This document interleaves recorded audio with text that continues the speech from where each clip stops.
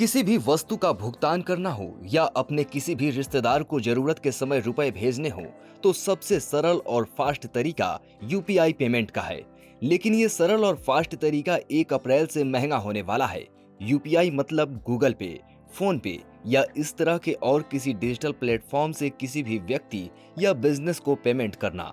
1 अप्रैल से यूपीआई का उपयोग करने से रिलेटेड कुछ नए रूल्स आ रहे हैं। इन रूल्स की वजह से कई नंबर बंद भी हो सकते हैं और उनसे लिंक यूपीआई आईडी भी काम करना बंद कर देंगी। इसके अलावा 1 अप्रैल से एटीएम से पैसा निकालना भी महंगा होने वाला है।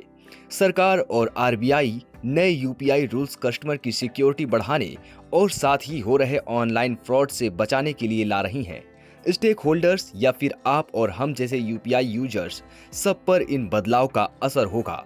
वहीं लगातार बढ़ रहे यूपीआई फ्रॉड, चाहे फिर वो यूपीआई कोड से हो, पेमेंट रिक्वेस्ट से हो या फिर किसी और तरीके का यूपीआई फ्रॉड, इन सब से बचने के लिए RBI mobile number revocation list तैयार कर रही है, जिसमें ऐसे बहुत सारे नंबर होंगे जो लंबे समय से डीएक्टिवेट थे या जिनसे पहले कोई फ्रॉड हुआ होगा। ये लिस्ट आरबीआई बैंकों को भेजेगी और फिर बैंक की जिम्मेदारी होगी कि इन नंबरों से जितनी भी यूपीआई आईडी लिंक हो, एक्टिव हो या ना हो, उनको डीएक्टिवेट करें। इसके साथ ही उन आईडी को भी डीएक्टिवेट किया जाएगा जो लंबे समय से उपयोग ना हुए हों, और वो आईडी जो ऐसे नंबर से लिंक हो जिनका उपयोग भी लंबे समय से ना किया हो और उनसे यूपीआई आईडी चल रही हो। इसलिए अगर कोई डीएक्टिवेट नंबर से यूपीआई आईडी यूज कर रहा है तो उनको नंबर एक्टिवेट करवा लेना चाहिए या फिर नया मोबाइल नंबर बैंक में अपडेट करवा ले, वरना 1 अप्रैल के बाद उस आईडी पर पैसा रिसीव नहीं कर पाएंगे।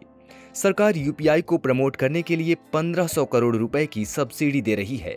मतलब जितने भी 2000 के नीचे के यूपीआई ट्रांजैक्शंस हैं उस पर बेसिक चार्ज नहीं लगेंगे।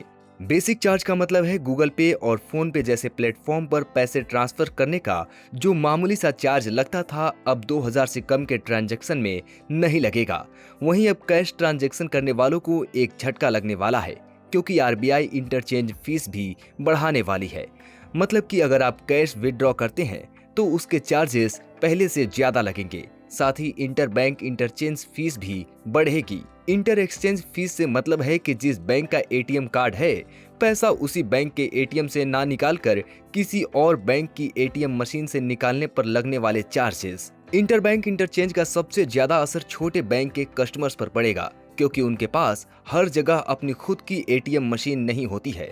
वो एसबीआई जैसे बैंकों से मशीन यूज करने का कॉन्ट्रैक्ट करते हैं और बदले में कुछ फीस चुकाते हैं, जिसको इंटर बैंक इंटरचेंज फीस कहते हैं।